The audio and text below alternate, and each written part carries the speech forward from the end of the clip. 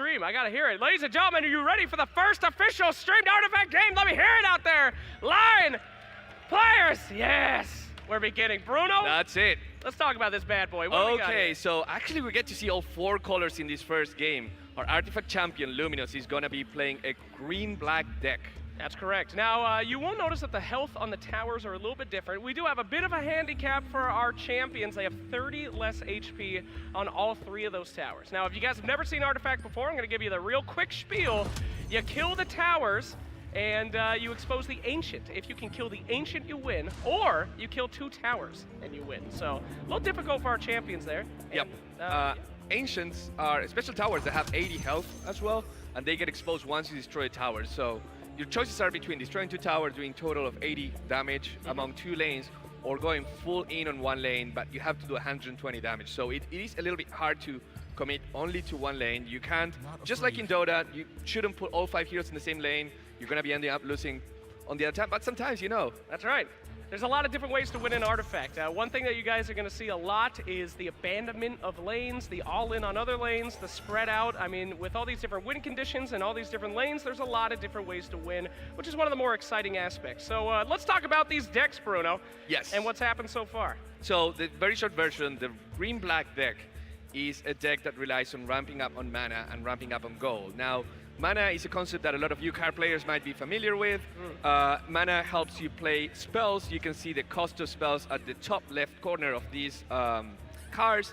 7 for Hand of God, for example, 4 for Savage Wolf, and 7 for Steam Cannon. You can only also, in this case, see the opponent's hand because we're spectating the game. So one of the things is, this deck helps you gain a lot of mana very fast. You see that every tower has 4 mana. We start at 3 mana per tower. Yep. It goes up 1 per turn. This deck has ways to ramp up your mana faster than just once per turn. This deck also ramps up in gold. It has cards like Ironfolk Goldmine that gives you gold constantly.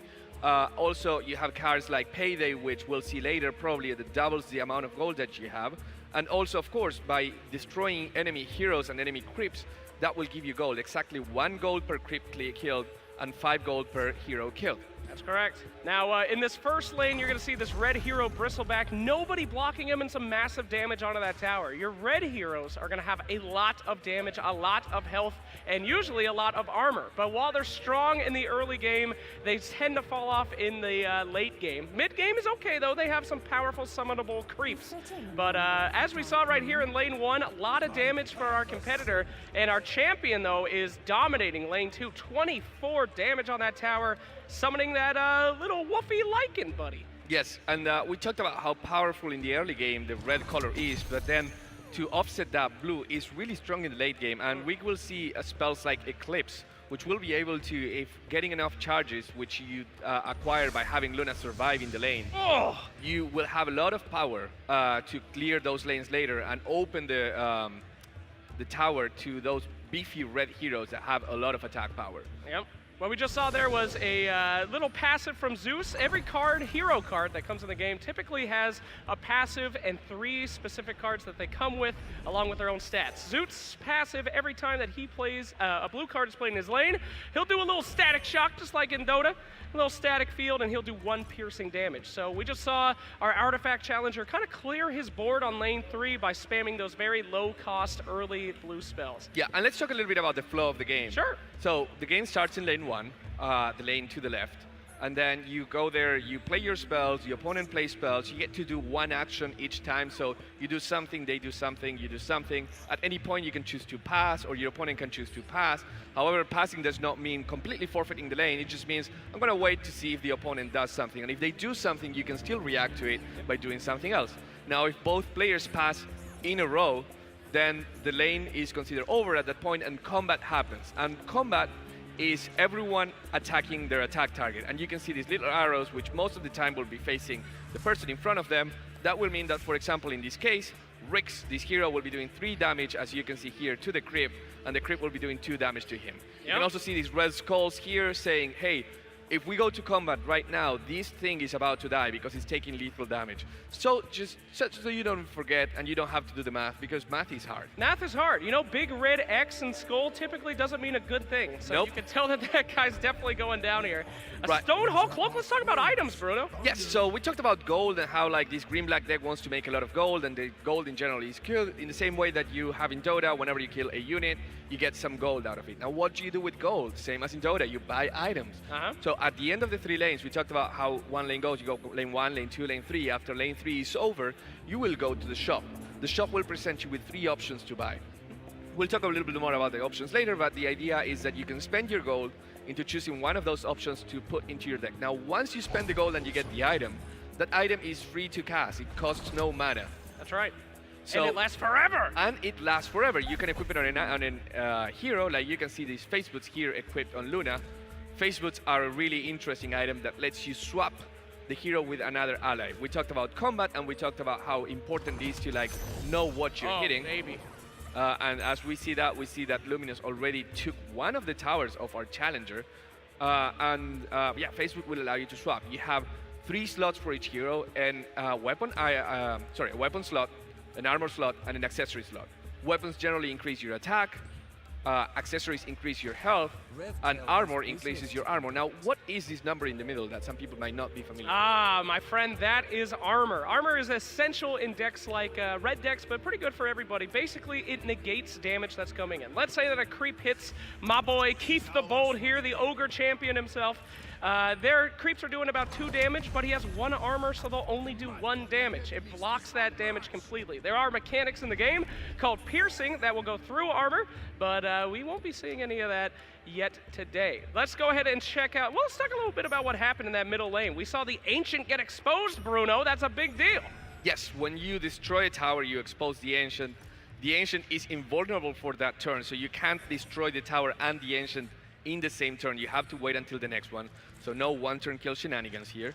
And then after you get that, then, well, if you take the 80 health from the Ancient, as we said before, then you can win the game. Certain strategies rely on going hard for the Ancient, but also those strategies have a weakness. Ooh, and we saw a coup de grace there, completely destroyed. No matter how strong you are, even if you have 200 health, that coup de grace will take you. But you know what? Coup de grace as a fantastic card. It has a drawback. You have to discard a random card from your hand. Yep, sometimes it could be okay, sometimes it can't be, but this kind of displays the different ways that you can win an artifact. So our champion here, Luminous, he's already taken this Ancient. He can decide to go all in on this Ancient, knock it down from 80 HP, and it looks like he's going to want to do that. Oh, that's Desperation Eclipse. Hello. Not really accomplishing much. If you have enough charges in Eclipse, you can actually clear a lane, and you get 1 charge for every turn that Luna survives. However, with 5 charges of 3 damage with these many enemies, you're really hoping for something, and probably not the best use. Whoa, come on, Bruno. He knocked out our little kobold over there and got her low enough so that he can cleave her to death. That wasn't the worst move in the world. He cleaned it out. Well, here's the thing. They took that tower already, and Luminous might be thinking, you know what? I don't want my heroes in that lane anymore. And this is one interesting and very anti-intuitive thing at the beginning.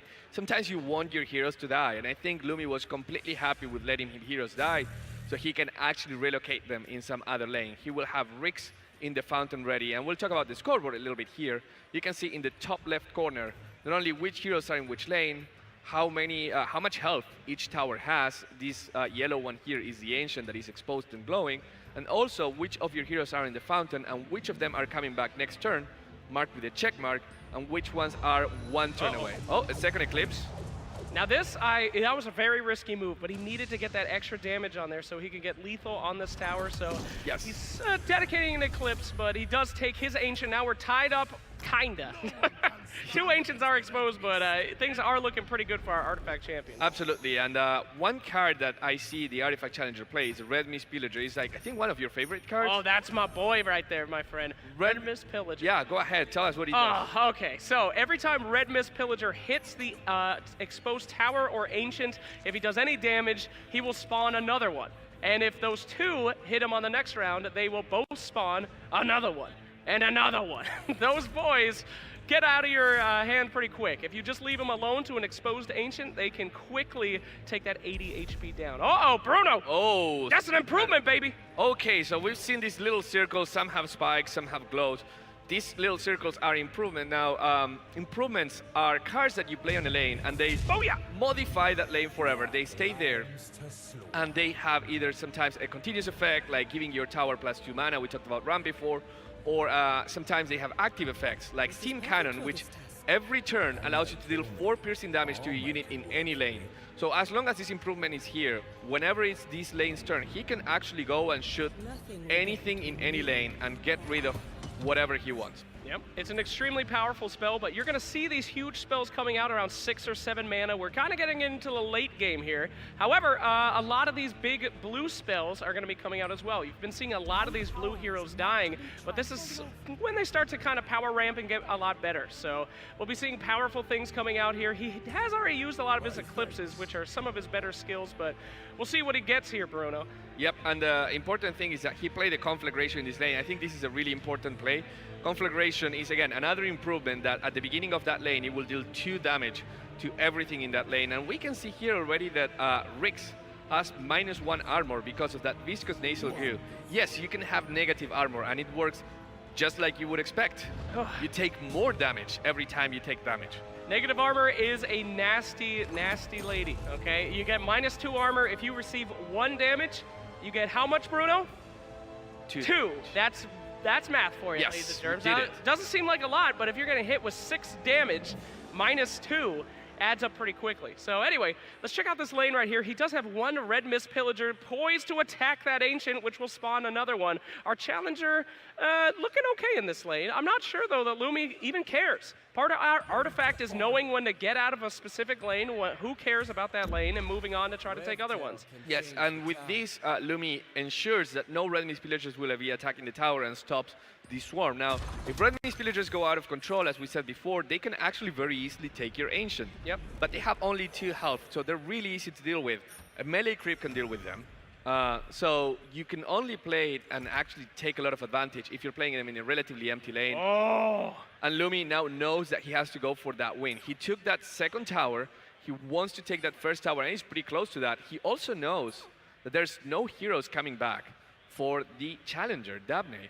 So with no heroes coming back, that means that that first lane is open. And again, that's a really important thing to know. Sometimes you want to stagger your hero's death, and sometimes you might want to even kill your own heroes. Oh, actually, never mind. Bruno, they're ready to go here. No, they're ready to. See, I'm terrible. Never mind. 3 heroes respawning here. Our Challenger is not able to see where these heroes are going, so he's actually going to spread them out and put 2 in the middle. If only he knew that Luminous was going for the all-in. We'll see where this Earthshaker lands, though. That's not bad. That's actually okay. Yep. Let's talk about initiative here. Yes. As you're going to see, this Earthshaker is about to use his Fissure ability here. And my friend, right? As we said before, you take turns with your opponent playing spells or using abilities. You're going to use your Fissure ability, right, my friend? Down the door. Yeah, he's smart. He's a smart boy. He will use his Fissure ability. He's definitely going to use Fissure right here to save his lane, or he's in some serious trouble, Bruno. Anyway, continue about initiative. Yes. So you take turns with your opponent playing, you play a spell or use an ability, they play a spell or use an ability, and it just goes back and forth every time. Which means that, for example, if Luminous was the last person to play a spell in the third lane, when we go back to the first lane, it will be Dabney's time to play a spell. Now, this is really interesting and really super important, because being the first to act in a lane gives you an action that is essentially uncounterable. Like if you have something that will destroy your enemy's power, or if you have something that will let you, for example, I don't know, take control of an enemy creep, like Chen does, or silence an enemy hero by disabling his spellcasting, then those are things that you want to do first. Now, how do you do that? You can't get initiative very easily, although there's some spells that let you do that. However, if you pass and you let your opponent use their spells. Are you ready, Bruno? Yep. I'm sorry, I got. Now would be a very good time for our Challenger to use the spell Echo Slam. I'm not trying to help you, but it would be quite the powerful Echo Slam right now, I would assume, sir. Right. Oh my goodness, how could he think of such a beautiful play? Our Challenger staying in the game. I don't know how he does it. What a genius. Genius, yeah. But look at that. Whew. So I don't know if you saw what just happened. Lumi just coup de grace his own PA. That was not a rage move, by the way. You guys that play Dota, you might think, I don't want my heroes to die. I'm very important, but in Artifact, it's a little different. Death is not the end. In fact, it can be just the beginning. Yes. Killing your own heroes allows you to remove them into other lanes, which is a very difficult thing to do in Artifact. There's only a few ways to do it. By repositioning his PA, he's ready to go for another strike here. And, But he won't have time for another strike because time of triumph comes Oh! for a challenger, and with that, he takes that lane. Oh my goodness, our challenger has beaten